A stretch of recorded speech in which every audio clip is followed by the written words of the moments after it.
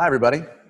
Welcome to a very special edition of the Elation Hour. Kind of a new thing, the Elation Innovation Hour.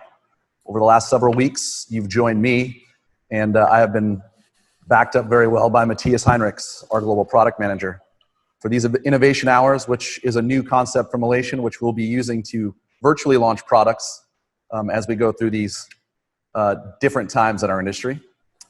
As we go through the innovation hours, I'm going to be backing up Matthias, and we're going to do a little change in roles here. So with that, I'm going to turn it over to Matthias to launch Artiste Mondrian. Hi, Matthias. Hey, John. Good morning, and hello to everybody. Welcome to this first innovation hour. Hello to everyone around the world. Today, we'll present you the Artiste Mondrian. First, we're going to look at some of the feature sets of this product, and afterwards we're going to have an open Q&A session, some comparison with existing products in the market.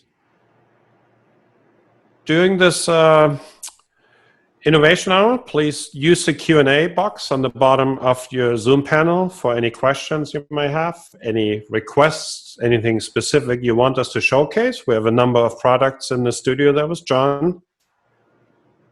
But let's start first with a look at the Mondrian's features so you can see the performance for it yourself.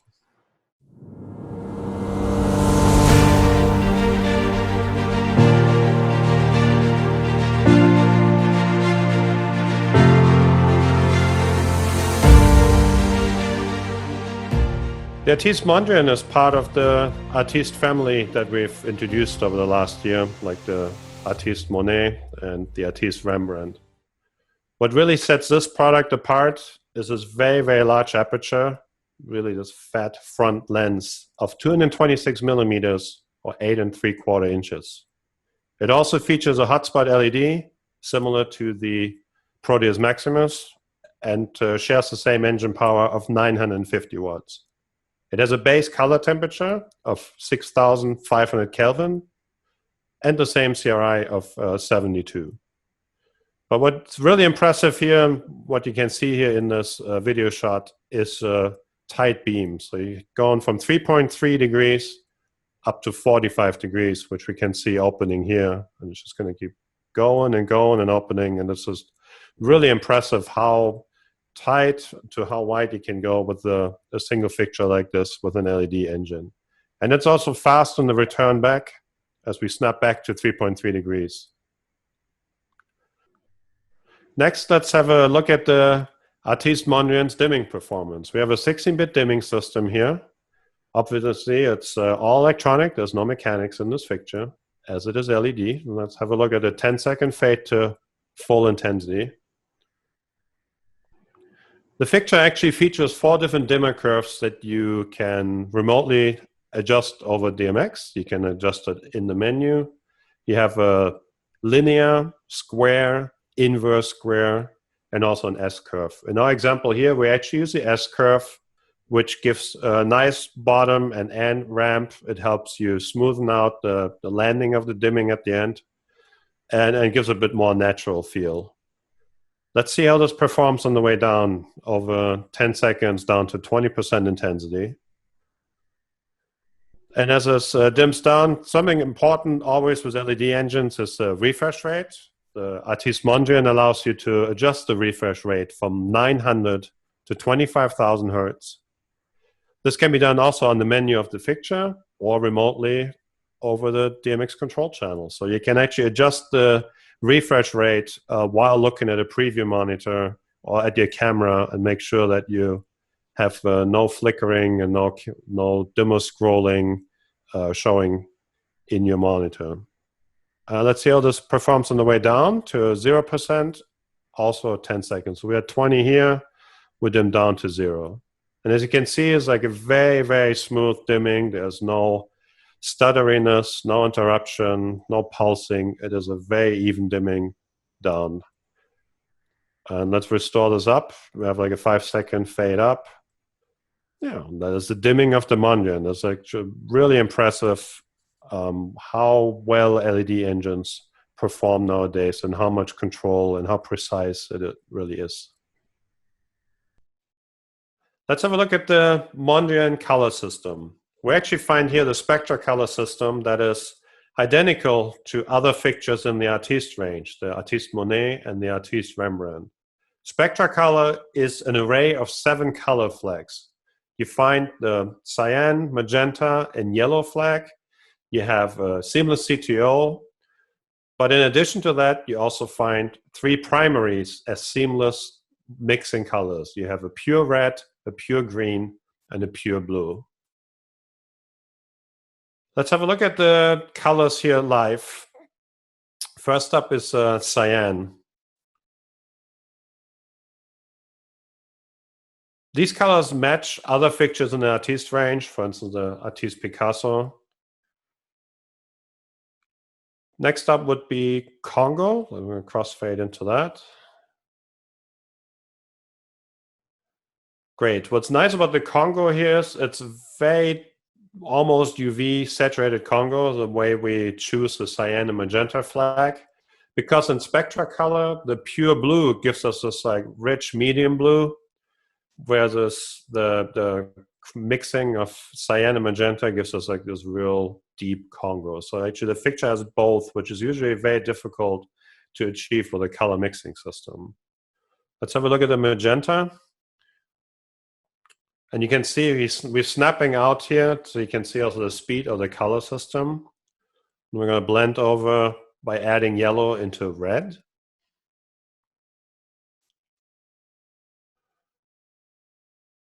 Great. So this is a mixed red here. Of course, we have the pure red available as well in the spectra color system. Next would be yellow. Same thing, we're snapping out here so you can see the speed of the color system, and then we blend over into green.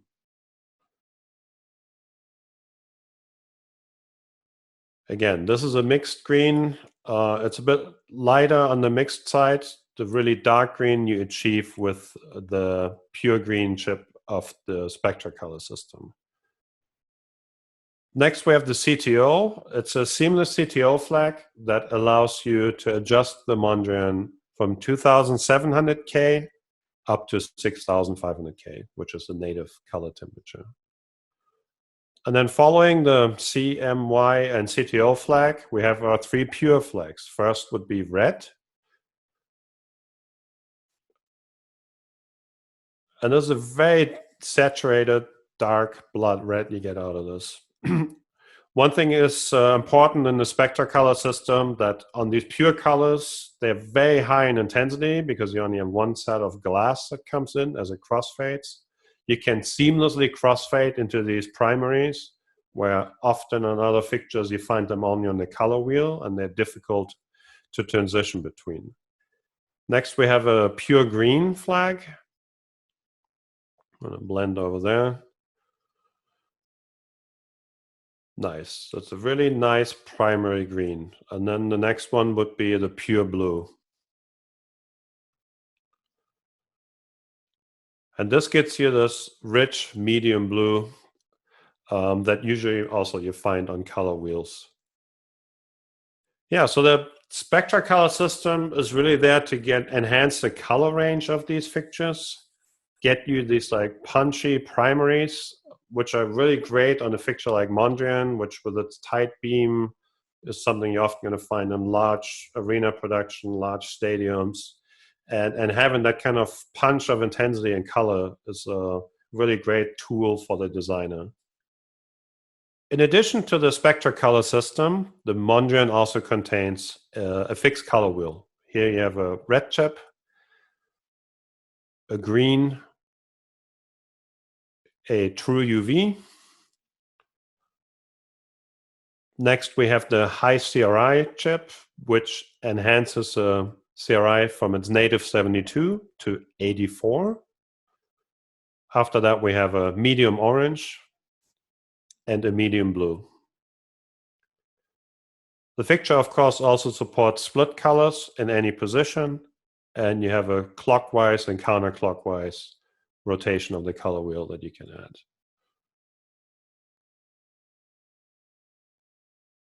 and then it bumps back to white. The color was very fast, especially with the split colors, the prism system of the Mondrian. There's a lot of really interesting effects. A lot of the gobos are designed in a way that the half colors are really helpful to color half the beam in one way, half the other way. So we're going to see towards the end of the demo some interesting combinations of the gobos, prisms, and color wheel. The Mondrian features 2 rotating gobo wheels as part of its effect system. Here you find 2 times 6 rotating high-resolution glass gobos. So let's just have a look at them. Here's the first one on the first wheel. You actually find a similar gobo in the Monet. It's a bit of a trademark of a series. Let's have a look at the next gobo. Here's something almost like a little beach ball. In all these gobos, we try to have high contrast and a lot of negative space because it works really great with the optics of the Mondrian. So we'll look at the next one. And then go to the next. Here's a variation of different colored dots. This one works great with prism, and we're going to see some of those effects later on. The next one is a variation of the bar gobo, alternating the space a little bit, putting a couple of dividers in there just to make the gobo look more interesting. And you also see on the camera shot how well that reads. And the last gobo is the typical shower glass wavy pattern, great with animation wheel, water effects, or just put some texture on the stage. That was the first gobo wheel. And look at the next one. We have some almost like banana kind of shapes here. Next one is a breakup pattern. It's traditional breakup, really useful for many applications, great for textures. Then we have a random dot gobo.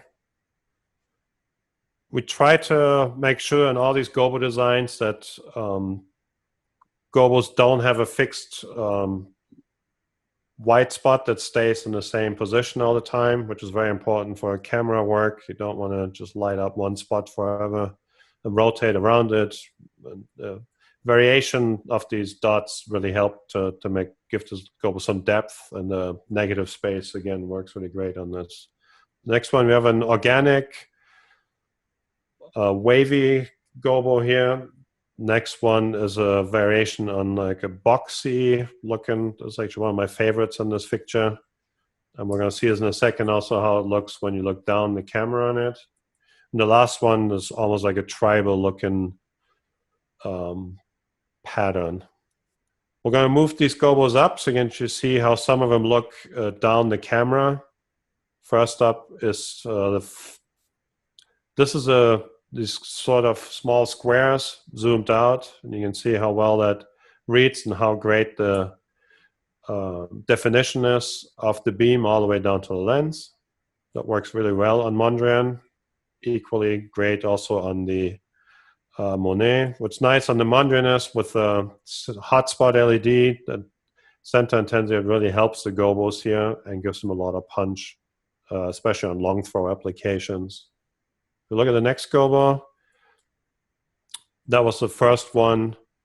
That's just a great effect. You just imagine putting a performer into this beam. It's just a really, really great look.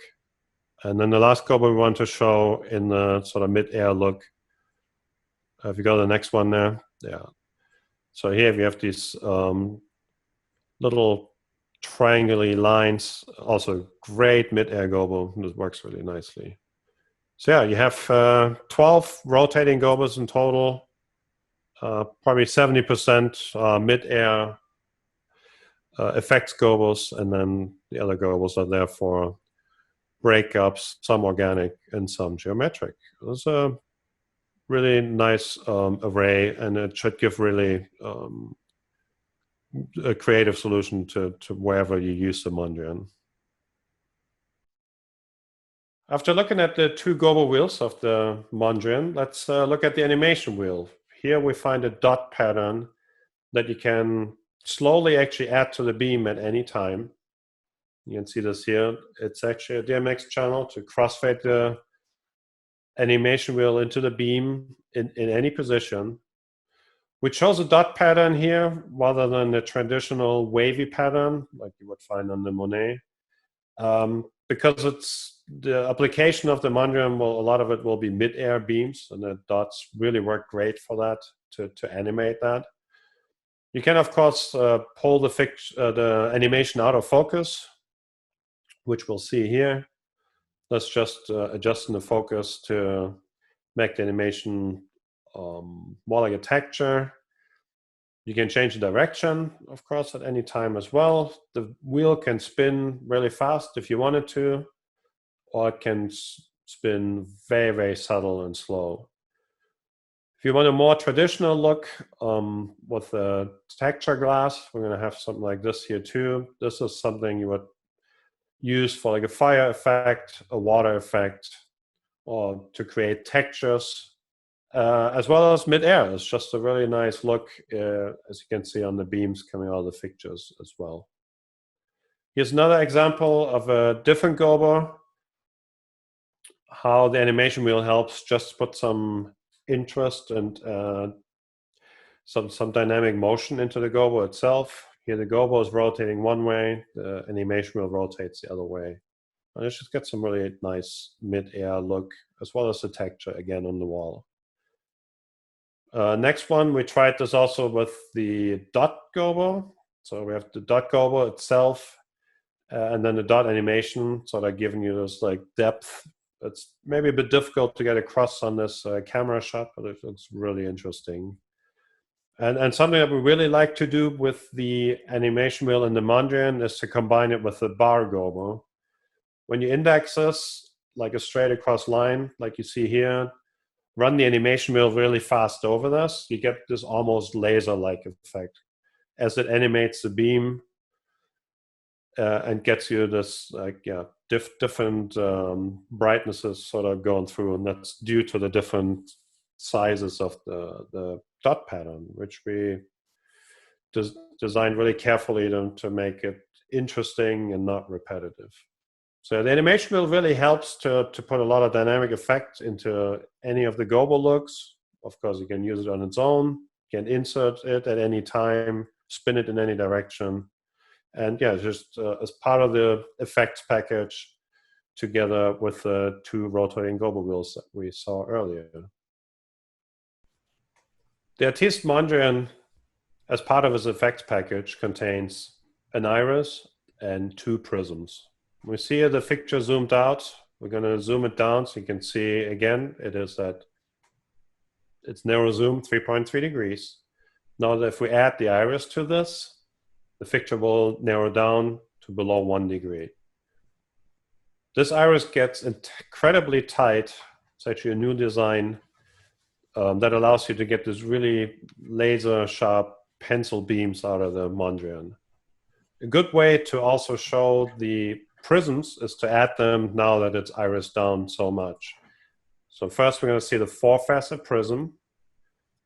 The prisms can be rotated in any direction or indexed in 16-bit precision as well. The second prism is a linear 4-facet prism, so you can see rotating the other way. Together with the iris, it's almost like having another gobo choice actually in the fixture. We're going to see a couple of combinations here of gobos together with the prisms. The first one here, it's like the first gobo of gobo wheel 1 with a linear prism, really nice look. Second one is a bar gobo, counter rotating. Then we have another one. That's the square pattern together with the 4-facet round prism. And if you don't rotate the gobo, it actually stays very sort of symmetrical.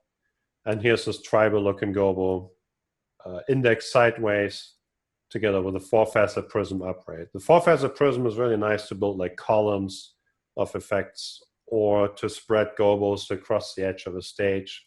So lots of different applications to combine the prisms and gobos, and of course the animation wheel as well in the Mondrian.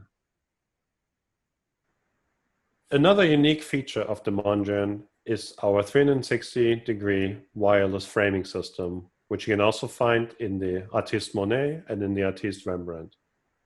This is a full curtain framing, which you can see here. The blade all the way goes across the beam, top to bottom, or left to right. It's also incredibly fast. That's like a 0-second snap. When you snap back to a line, you can see how fast the framing system goes to its different positions. The framing is, of course, indexable. What's unique to the Mondrian and to the other fixtures in this line is that the framing is actually 360 degrees. So you're not limited to a smaller angle. You can spin all the way around. You don't have to reframe to find a specific position. And as you can see here in this video, it also allows endless rotation in any direction. We're going to show you a couple of examples of the framing system. You look at the next cue here is a triangle. We can add some rotation to this. Here's a rotating pie shape, and this just rotates endlessly forever. Here's a square that you can position on the outside. It's a really unique effect and unique to the Artiste range. What also works well due to the fact that it's endlessly rotating is providing the, adding a gobo on top of the framing and using it almost like a mask. You see an example, here's another one of a pie shape rotating over dots. And you can see this really interesting mid-air effect as it sort of shows you the dots and makes them appear. Here's an example of this square gobo counter-rotating. Also, very interesting look in mid-air. Now return back to our line. You see that the animation, the framing system is very fast to assume its positions. You see here how thin you can actually get with these lines. And it interacts really well with any of our gobos and animation wheel. The Artiste Mondrian contains two different frost options. The first one is utilized with gobos. As you can see here in the example, it's used to soften out gobo textures. The second one is utilized to create a wash field. And as you can see here, as it's cross-fading into frost number 2, this will give you the field of a PC lens, primarily due to the hotspot field of the Mondrian. So this works actually really well to utilize the fixture as a wash light. So at the end of our presentation, we also should look briefly at the pan-tilt movement of the Mondrian. Here you see the fixture zoomed down to its 3.3 degree beam angle, and we're going to step through a couple of focus positions so you can see the speed of the motion. The fixture actually offers two different motion speeds. One of them is smooth, which allows the fixture to have a very soft settle at the end of any position. One of them is fast, which we're using here, especially if you do rock and roll music and live performances, and the speed of the beam is important. You can set the fixture to fast, and that's actually something you can set remotely over the DMX control channel. And you see it here going through the different extremes of the positions. Yeah, so despite its large front lens, Mondrian stays nimble whenever you need it, and it's a very precise and accurate pan-tilt system.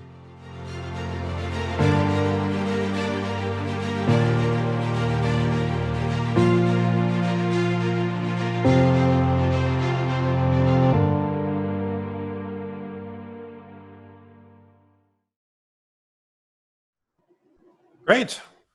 So now that we had a chance to see all the features of the Mondrian, what's actually part of a family, the Artiste range of products, especially in this 950 watt engine, we have also the Artiste Monet and the Artiste Rembrandt. And we just recently produced a new video introducing this full range and showcasing it all. So let's have a quick look at the video of the Artiste range.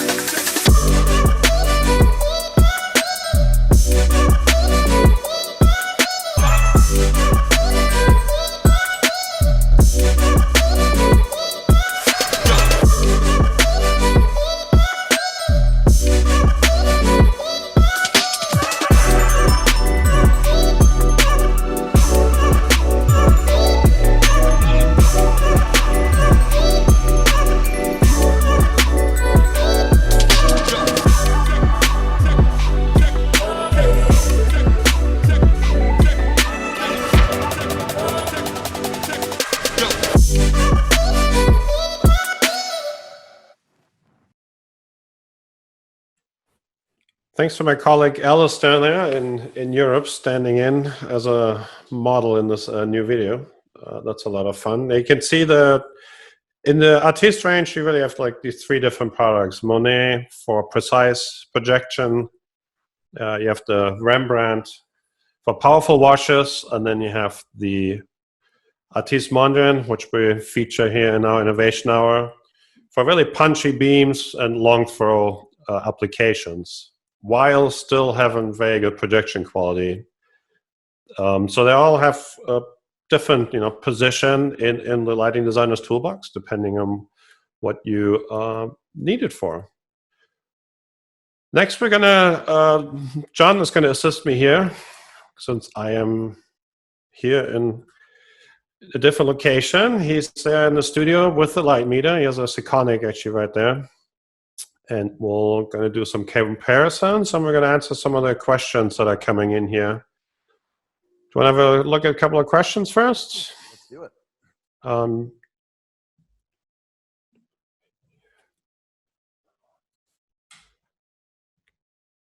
We had a question regarding fan noise on Mondrian versus, say, Picasso or Monet.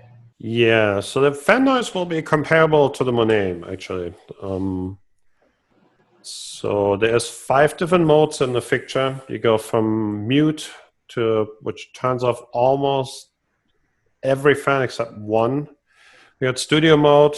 We have an automatic mode, which is a default of the fixture, and adjusts the fans to as low as possible while keeping optimal cooling on the LED engine. And then if you're in a very hot environment, or maybe in a very dusty environment, you just want to keep the fans going, you can utilize the high speed mode. So there's a total of 5 different fan modes, and they're all accessible from the control channel. So you can actually remotely switch the fixture to one of the quieter modes if necessary in an application, and then go back to the higher performance once noise is not a concern anymore. Additionally, just to add a little something there, Monet was really the first fixture that we tweaked and added this mute mode to. That kind of then became into the Picasso. Matthias kind of brought it back into the Picasso, which had been around a little longer.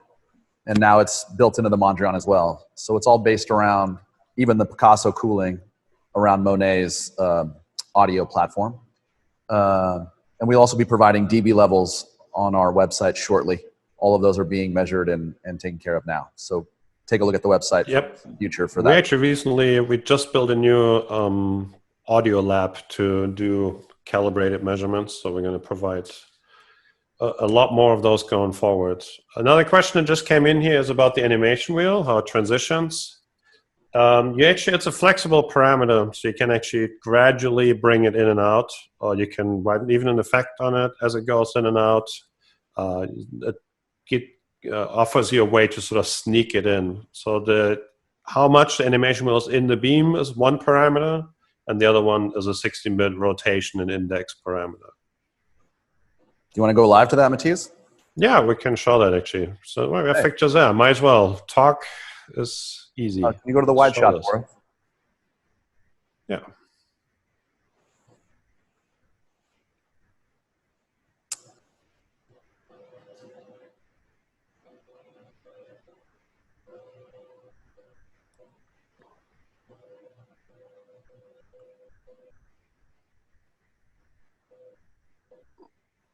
So yeah, with that DMX channel, you can position it anywhere you want. That's really the way this works. And that is the same on Monet, and even the Rembrandt, it's a wash light, but we actually added 2 animation wheels to the Rembrandt as well to give some mid-air beam animation. There's actually some really interesting stuff you can do with the animation wheel being partly in. You can take half of a gobo and animate it, or half the beam. There's lots of creative options that you could do.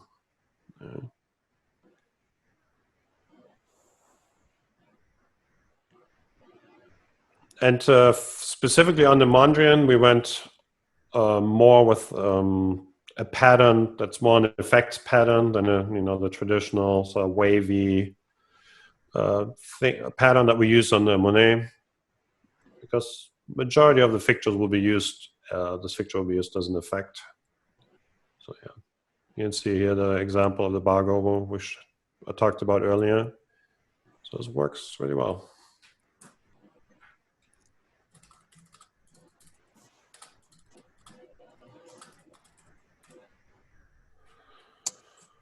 Matthias, you want to continue answering a few more questions, or do you want to do some measurements first and then pop back to some questions? Yeah, let's have a look at the other fixture we brought there. Okay. So we have here, I'm going to bring this up next to it, a well-known wash beam fixture running at 1700 watts. So, keep in mind, Monet is a 950 watt LED fixture. Next to that, 1700 watt beam wash type. So we're going to go over there and take a couple of center measurements. Sure. Should I start with the comparative fixture? Yeah. Let's do that.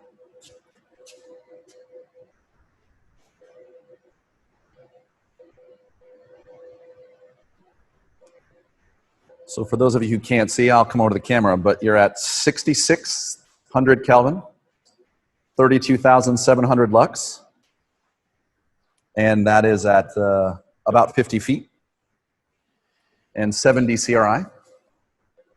Then going with Mondrian again, same distance. Trying to find the center here. There we go. 64, almost 65 on the dot, 6495 Kelvin, and 30,500 lux, again at 50 feet. Great. Yeah, so somebody asked if the lamp was used or new. It is I new. don't know the hours of this one. It's new, I think, right? It's new, yes. Yeah. Question that comes up here is IP rated. Actually, Artiste is not the IP rated line. That would be Proteus. And actually, the comparable fixture that sort of sits halfway between the Monet and the Mondrian would be the Proteus Maximus. So yeah, Proteus is the line of IP rated fixtures here at Elation, and Artiste is like high performance indoor, high power product range.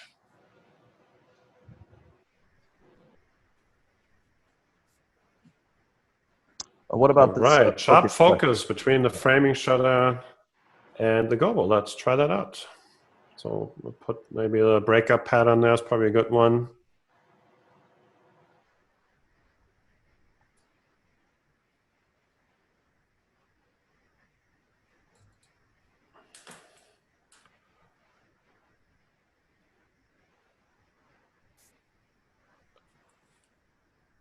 It's like the, what's it, number 2, I think is on the gobo wheel. There you go.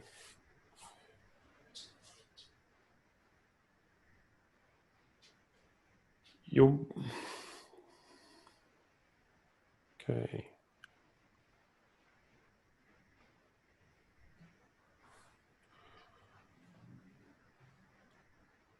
Then maybe just have the framing spin. There you go. That's a great thing about, this is like the framing engine, being able to completely spin this. So there's some really interesting creative effects you can do with this. Because you can modulate the framings as it rotates. So the gobo can counter rotate. You can just highlight a corner of the gobo as he does here. So there's a lot of fun things you can do. And the fixture has enough punch and horsepower to really make use of these effects.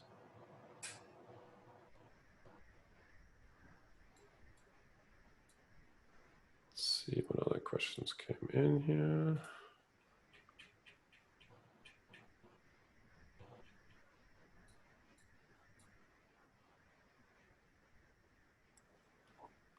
Yeah, this masking out of gobos and then partially showing them as this rotates, that's really something unique to this line, due to this 360-degree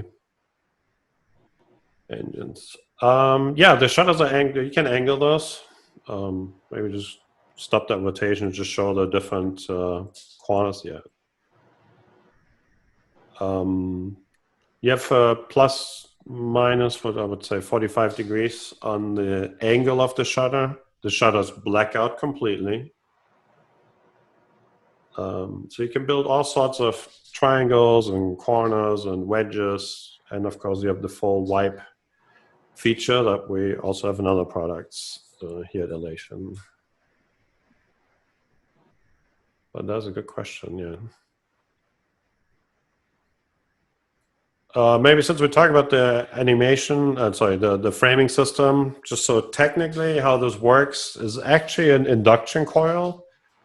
The rotation gets its power wirelessly. It's no different than a cell phone charger that you put on a plate, actually. So the power is transferred through similar technology. It's 2 coils that sit inside each other. And even the data to communicate with all the different stepper motors on the framing module is also wireless. There's actually a couple of tiny little antennas that constantly, from multiple corners, send into this framing module. So there's no parts that can actually break. There's no wire between the 2 elements. There's no commuters as it rotates. So this is really, you can spin this forever and it will never get damaged. And it's like really designed for long life.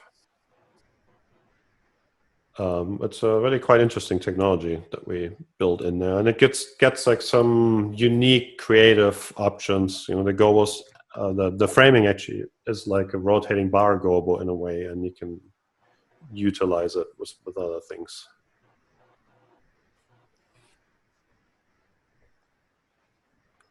All right, here's a good question. Can you maintain a sharp focus throughout the entire zoom range?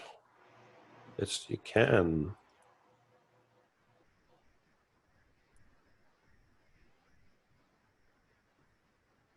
Yeah, so actually zoom is sharp all the way from the narrowest angle of 3.3 degrees all the way out to 45 on both gobo wheels. Obviously, once he pulls it out, he has to adjust it. Yeah.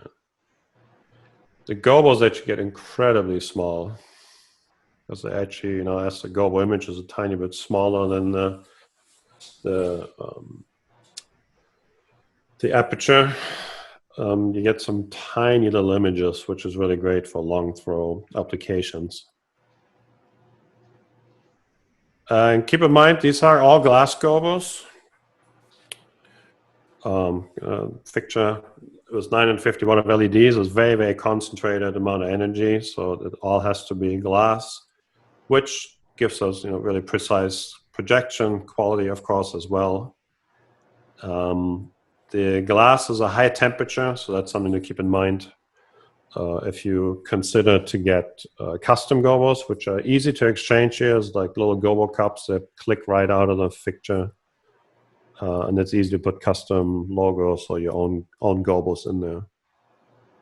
But we tried to build a gobo set that hopefully has something for everybody. There's a lot of high contrast, negative space gobos in there. You know, as you can see, if they're zoomed out, the dot gobo has a lot of space in it. And that works really great in mid-air. Matthias. Maybe you can turn the fixture on that's on the case there as well at the same time. You can just showcase that a little bit, all the way zoomed out. It might be beneficial for us to compare gobo sets fixture to fixture as well, as far as our competitor fixture. Yeah.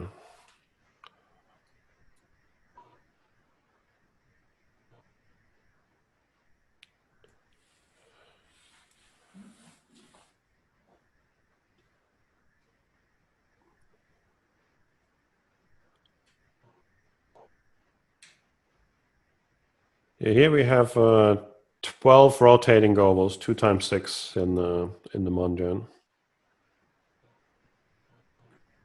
where other wash beams or air effects type fixtures often only offer 4, 5, 6 gobos maybe.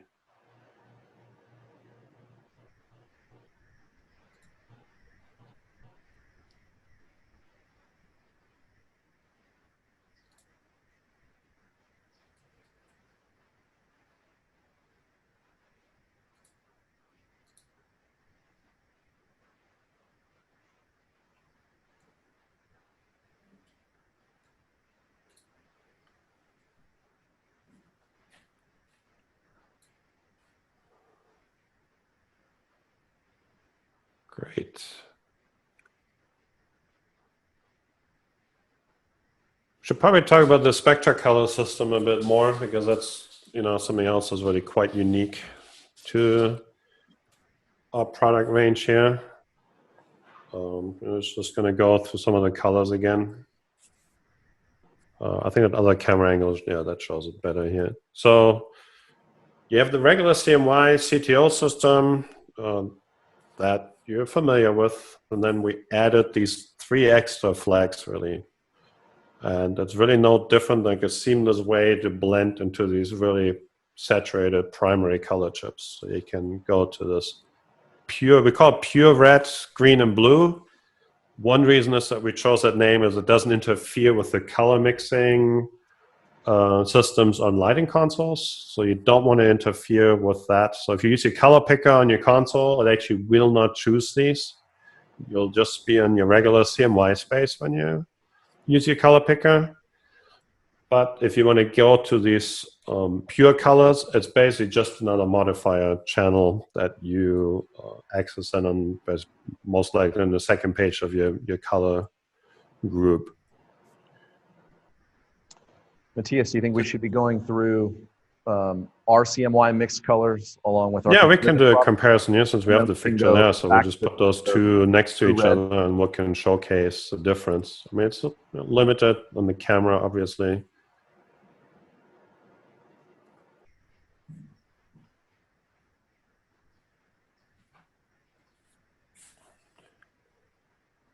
We want to go back to narrow on both,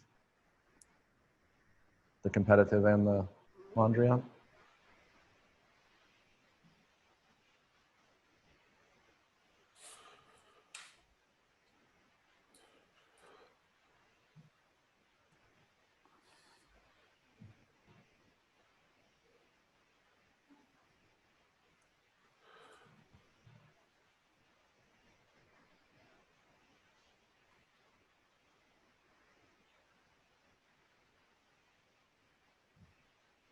And bring up the comparison product too, please.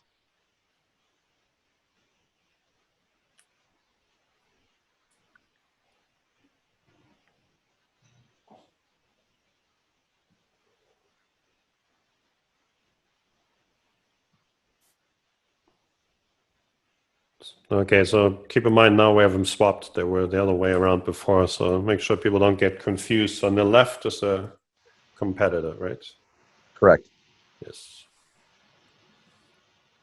So here's here a CMY mix on one side versus a pure red on the other side. And you see like it's more an orange tone. Yeah. And how about the CMY red on the Mondrian without the pure?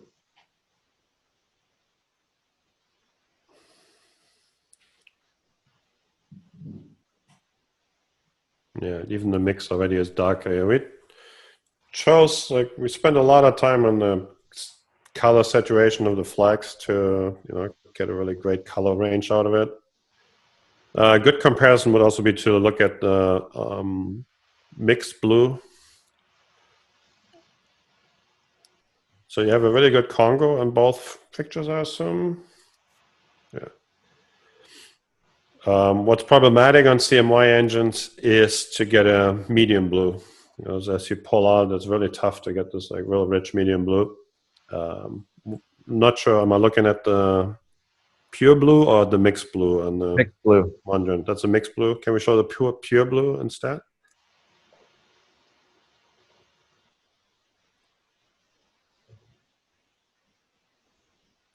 There it is. I didn't see a change. There it is. Okay. Yeah, it's tough to get across on the camera. As you pull out of that pure blue, one thing that the Mondrian does, and the other two obviously as well, since we all share the same color mixing between Rembrandt, Mondrian, and Monet, is that you again get into this like light CTB. It has a bit of a red tint actually in this. You get then into some light lavenders as you crossfade into the pure blue. And actually, the camera here is a bit misleading there because it actually looks as not saturated in the center, but actually is the hotspot that blows out the camera a little bit. So the hotspot of the Mondrian makes the camera believe the saturation of the color is a little different there. Also, while those three colors on their own are very impressive, they also can be combined with the existing CMY system. So it's definitely possible to do like a 50% red and a little yellow, which gets you a much warmer amber range on these products. Light little green with some cyan gets you some like really interesting watery color range. The yellows and ambers are very warm on these Artiste products when you utilize the red, because you have so much red in the mix at that point. So with those 7 colors, it definitely encourage people to spend some time with it and not, build like a nice color palette for the console. So you really take advantage of this color range.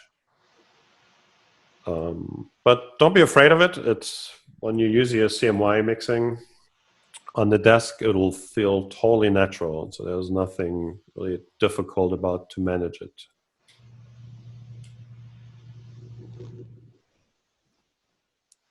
Great. Somebody asked you about the little foam shell that's actually sitting there in front of it. So that's maybe something we can look at in a second.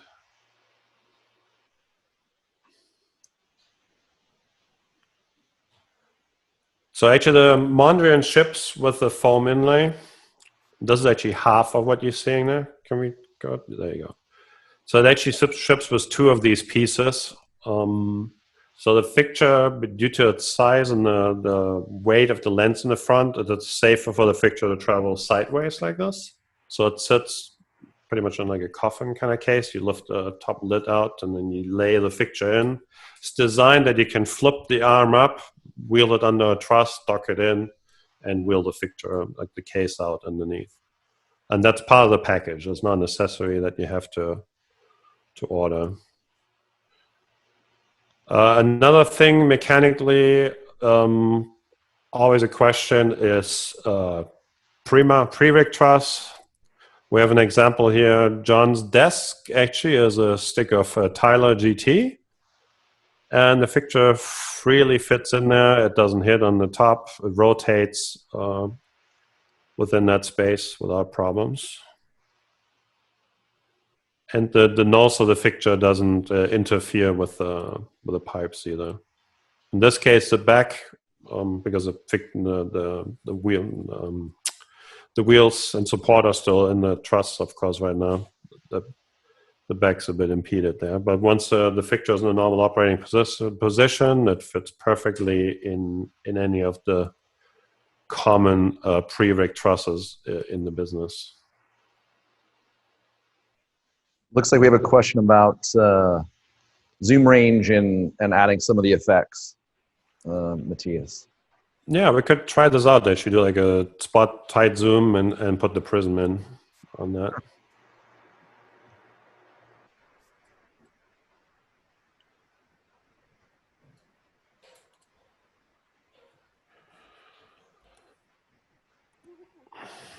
That's Iris? Iris? No. It was about zoom, not Iris. So you have a little limitation on the zoom range to put Iris in, because the lens actually sits in front of the zoom lens.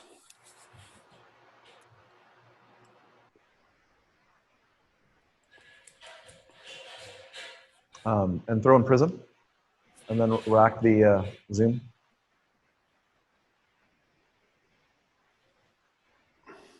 There we go.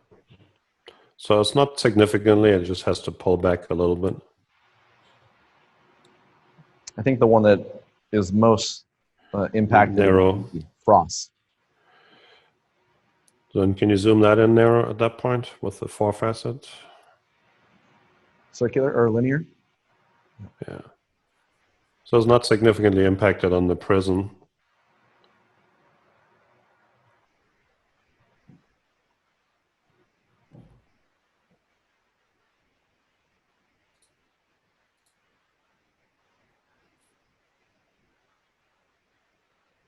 And let's try frosts at narrow and line.